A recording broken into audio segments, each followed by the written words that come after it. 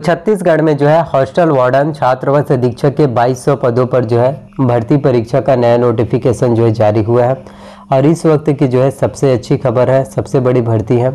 आपको बताना चाहता हूं कि छत्तीसगढ़ में जो है हॉस्टल वार्डन के लिए छात्रावास अधीक्षक के लिए कुल टोटल जो है 2200 पोस्ट पर भर्ती होना है।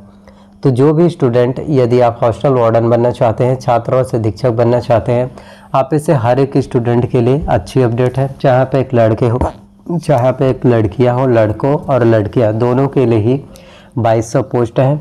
किस तरह से आपको तैयारी करना है और इसमें कंप्यूटर जो 25 अंक आपको लाना होता है, किस तरह से आप जो है 25 अंक जो है अर्जित कर सकते हैं, किस तरह से आप जो है हॉस्टल वार्डन बन पाएंगे, हॉस्टल वार्डन भर्ती परीक्षा की प्रिपरेशंस जो है आप जो है किस तरह से कर सकते हैं, कितने घंटे की पढ़ाई आपको जो है करना चाहिए और किस तरह से आप जो है खुद को मोटिवेट रख सकते हैं, सभी डिटेल्स इस वीडियो में आपको मैं बताऊंगा।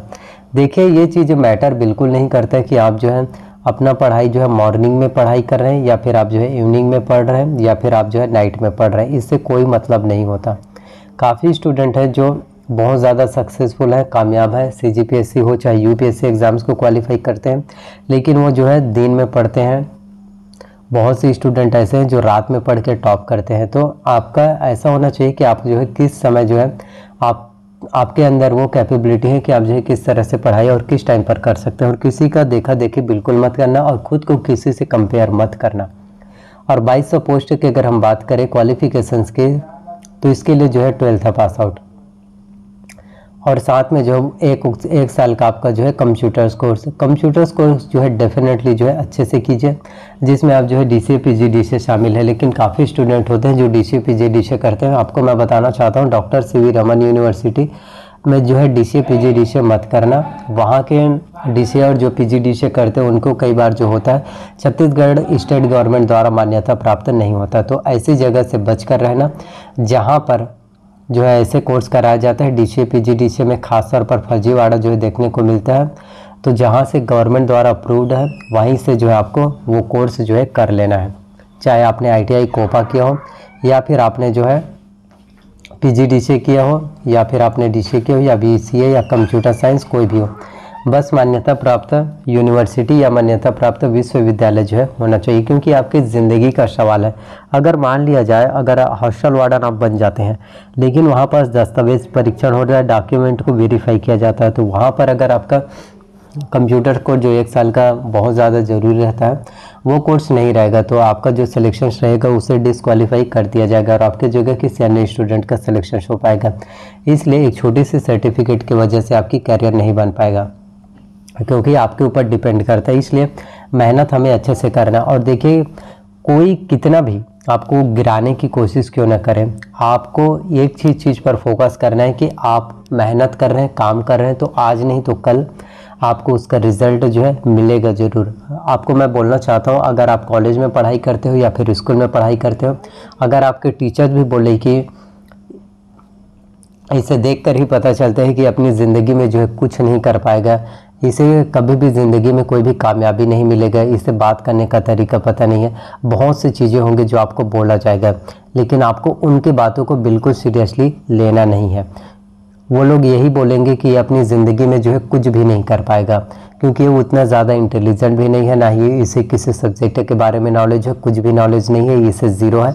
हर वक्त जो है अभी के डेट में अगर हम बात करें प्रेजेंट टाइम में, तो टीचर भी ऐसे हो गए हैं, पहले ऐसे टीचर्स नहीं थे। अभी के टीचर्स ऐसे हो गए हैं जो स्टूडेंट से अपने द्वेष भावना निकालते हैं, वो स्टूडेंट से ईर्ष्या करने लगते हैं। बहुत से टीचर्स की वजह से शिक्षा बदनाम हो रहा है, लेकिन सभी टीचर्स ऐसे नहीं हैं। लेकिन पहले जो टीचर्स थे वो अपने स्टूडेंट को समझते थे, लेकिन ऐसा अभी के डेट में बिल्कुल नहीं है। तो अगर किसी को आपके ऊपर भरोसा हो या ना हो, इससे आपका कोई घंटा फ़र्क नहीं पड़ना चाहिए, क्योंकि आपको पता है कि आप क्या कर रहे हो।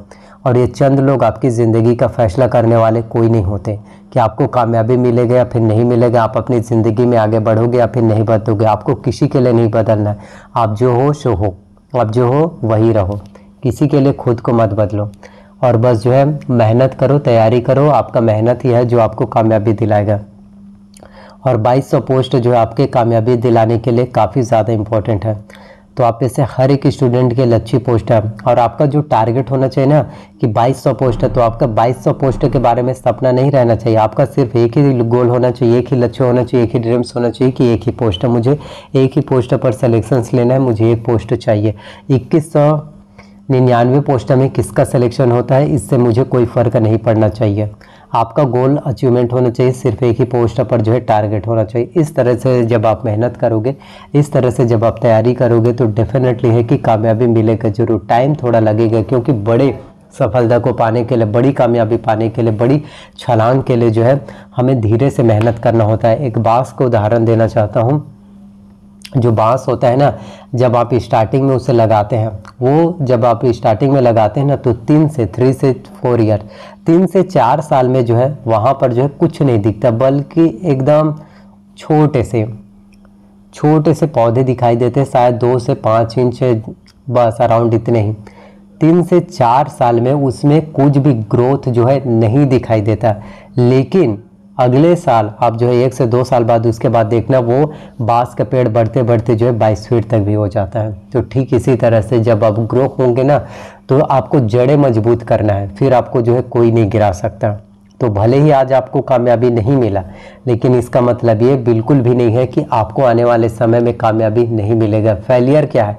फेलियर ये थोड़ी नहीं कि फेलियर हमें ये थोड़ी ना बताता है कि तुझे कामयाबी नहीं मिलेगा। फेलियर यही है कि आपको फेलियर से सीखना है, और ये चीज़ें बिल्कुल नहीं होना चाहिए, और आपको डिप्रेशन में बिल्कुल नहीं जाना है। काफ़ी स्टूडेंट होते हैं जो 1-2 बार फेल हो जाते हैं भर्ती परीक्षा में या कॉलेज में, तो वो डिप्रेशन में चले जाते हैं। बिल्कुल नहीं। फेलियर आपको सिखाता है कि आपको गलती दोबारा से नहीं करना है, और वापस से बाउंस बैक करना है, वापस से फिर से खड़े होकर उसी एफर्ट के साथ, उसी कॉन्फिडेंस के साथ मेहनत करना है। एक चीज़ होता है ना कि बोलते भी हैं कि खुद के ऊपर बस भरोसा रखो, यही चीज़ बोलना चाहता हूँ, ज़्यादा कुछ नहीं। तो कंप्यूटर्स पर फोकस करो। कंप्यूटर जो 50 अंकों के प्रश्न पूछे जाते हैं, 25 नंबर लाना है, निगेटिव मार्किंग होगा। 150 प्रश्न जो एग्जाम्स में पूछे जाते हैं, प्रत्येक प्रश्न आपके 1 अंक के, 1/4 जो है माइनस मार्किंग, निगेटिव मार्किंग। और मैथ्स से भी एग्जाम्स में प्रश्न जो है पूछे जाएंगे, लगभग हर एक सब्जेक्ट हो, चाहे मैथ्स हो, रीजनिंग हो, साइंस हो, कॉन्स्टिट्यूशन हो, इकोनॉमिक्स हो, बजट, इन सभी से प्रश्न जो है आएंगे। तो ज़िंदगी आपकी है, किसी और की नहीं है। तो किसी और के लिए आपको अपनी ज़िंदगी को यूं ही ज़ाया नहीं करना, यूं ही कुर्बान नहीं करना है। अगर आप एक बार कामयाब हो गए ना, सक्सेस हो गए, एक बार आपके जेब में पैसे आ गए, तो जिस भी चीज़ की आप तमन्ना रखते हो वो सब कुछ मिलेगा।